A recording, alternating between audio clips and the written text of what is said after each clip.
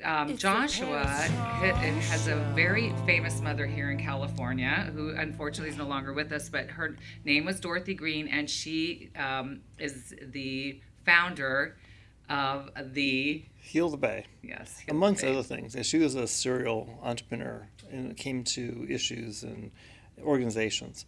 And looks like I'm going to Heal have the a Bay friend is here. huge in California. It I is. did a lot of charity work with Heal the Bay. So, and Yeah. then you also are doing environmental water. Correct. So her last organization, what she did is she found an issue, found a cause, and spun up an organization and got people organized for it. But she was never into managing the Yeah. organization, and so she would leave it to in good hands, and then see another issue, and then go after that. Wow. And so she, So she had ADD. I'm just kidding. yeah, exactly. No, but she saw all these problems. Yeah, she solved. She was like, "I'm solved that. So you guys are on that. Now I'm going to go start this." Exactly. She started an organization that also still exists that specifically is to get government to talk to government Yeah. because 40 different agencies touch the LA and San Gabriel Rivers and they didn't talk to each other. What is that organization? It's the LA San Gabriel Rivers Watershed Council, which is Mm-hmm. now the Council for Watershed Health, but that still exists. So California Water Impact Network was the last organization that she set up. Cwin.org. C-win.org, Okay. yes. And that was all about basically litigation. After you've spent 30 years lobbying and protesting and trying to cajole the legislature, at some point you just have to sue. And Oh, that's what this is essentially what this organization is and does, and takes the state to court to basically uphold state law.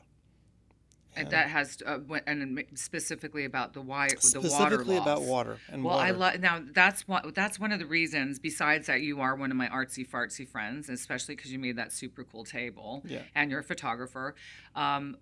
We, because we just had the fires, and it was a horrible time, and unfortunately, Josh's house was in the line of fire, Yes, it in was. the where everything happened, and thank God your house is safe.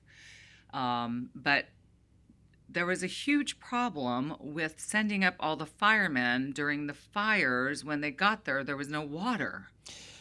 So my understanding, especially in the Palisades, there was Mm-hmm. a reservoir there that was basically drained because of scheduled maintenance. And they Mm-mm-mm. scheduled it for January because they thought, 6 months ago or whatever, it would have rained. And by that point in time, the rainy season would have come back and would have had much less of the natural vegetation wouldn't be burning Mm. like it is. But it was dry January for them But it too. was, but the drought extended, and so they had drained the reservoir because Who that's drains a reservoir? it was a small reservoir.